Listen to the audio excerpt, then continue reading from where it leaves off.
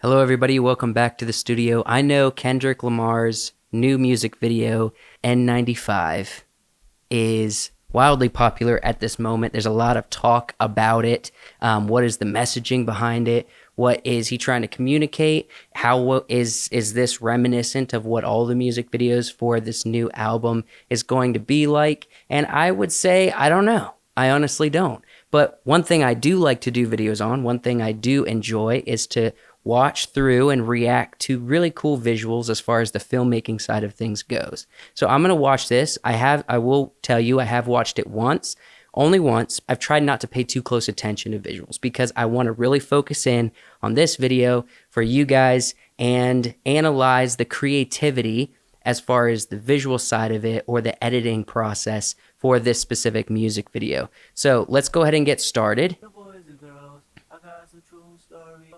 So the first thing is obviously he chose 4:3 aspect ratio. It's obviously not widescreen. He went with 4:3, and that's an interesting choice. We've seen it in other things recently. It's becoming a little more popular, and most of this is, from what I remember, is in black and white, but obviously this opener is not. Take off the food for five. Okay, I will say this right off the top, the strobe light effect, it could be an editing, but actually I would say it would be more better for them on production that they were actually strobing a light as opposed to making a strobe in editing. So I'm going to guess, I mean, it's a common effect with the strobe light. I'm going to guess this was an in-studio effect. White loss. Take off the weird ass jewelry. I'm gonna take. Oh, that was cool. So on the slate, I don't know exactly the point behind the slate here, but it was cool because the time stayed the same. When he disappeared and reappeared, that was obviously a cut, but they put the slate up almost as like a selling factor to be like, no time has passed, he like disappeared and came back. So that's a little cool detail, I guess. The real world outside. I like this frame right here because his head, his face is completely center screen, but he's got, obviously the background is white, but it's bringing it full attention to him, his face in the center, and he's just got a really nice shape where it kind of creates a triangle with his body. This is just a classic way of creating shapes with your frame. Oh, that was a cool cut. And man, this already, like, this is going super hard with the visual creativity because check out this. It's splitting the frame in half. Now, I love when you split frames in half and make a hard contrast, and I'm not sure exactly what it might be communicating, but I love that they did this, and they did it with him. So the light that's not only hitting this wall here and basically no light hitting this side of the wall over here, I love that they did the exact same with him. So the same side that the light's hitting, the bright side of the wall is the same side of him that's being lit as well. I think it's just really creative choice. Take off the allure, take off the unsure, take off the solutions.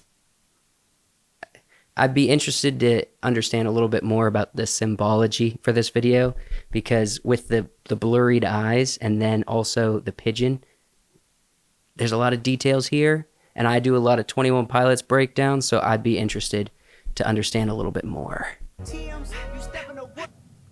I gotta say this is beautiful where there's this huge window that's off to the side of them. And that's like the main source of light in this whole room. They might be using studio lights, but that's predominantly it because the key light on these ladies are obviously hitting where the lights is coming from, that big window. And it's just creating this really soft glow. The bigger the light source, the better it is in your frame. And so that's why a lot of filmmakers, when they're lighting a subject, they might have a light this big that's like right here outside of the camera frame, just because it creates a softer light. It creates a better effect, more pleasing, a little less harsh, the bigger the light.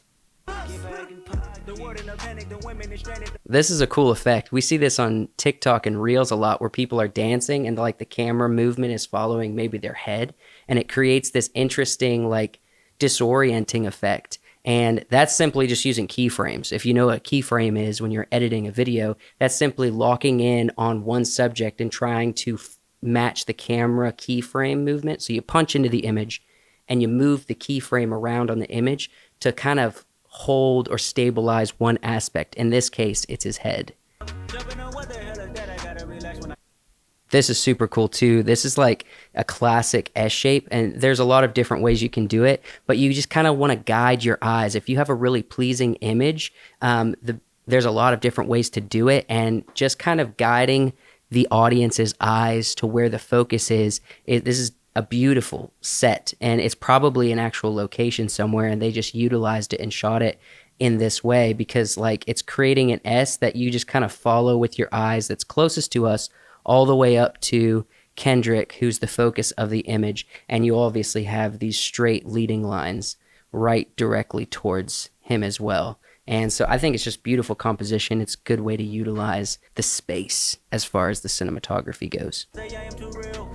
And also, I know they got him centered up, but it's also cool because these leading lines, they have him on an angle. So he's standing right in front of where these leading lines are pointing and making just beautiful shapes all through here. There's different contrasts and different shapes, and black and white was an interesting choice because it really brings out those different tones, not just color, but tones. I'm done with the sensitive, taking it personal.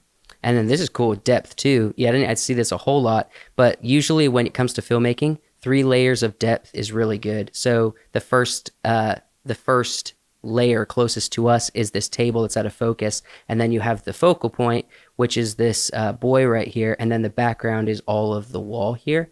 And so the babies and the table are the ones closest to us. So there's 3 layers of depth. Typically when you're shooting something, as a cinematographer thinks, they want depth, and 3 layers is a really good place to start. So 3 layers of depth, not just like 2 or make things one-dimensional, but actually create depth in your image. And this is a really good example of that. I got to point this out too. I was actually just watching an Every Frame of Painting video, an old one about the movie Drive, and it was talking about how you can put basically an X on the frame and tell a story based on different sections of those 4 areas. So if you cut this image in half and then down the middle, this frame here and this frame here is how they framed up, and they're both telling their own story. So like if you were to cover up all of this side of the screen, this guy's telling his own story, and if you were to cover up this side of the screen, Kendrick in the car is telling his own story as well. It's beautiful contrast. That was slow motion for effect, but that's all practical. Like he was actually, as far as I know, sitting right there when that car came through and was flipping around. I mean, that is like, how many chairs is that? 1, 2, 3, 4, 5. 5 chairs away from where he was sitting. That's crazy.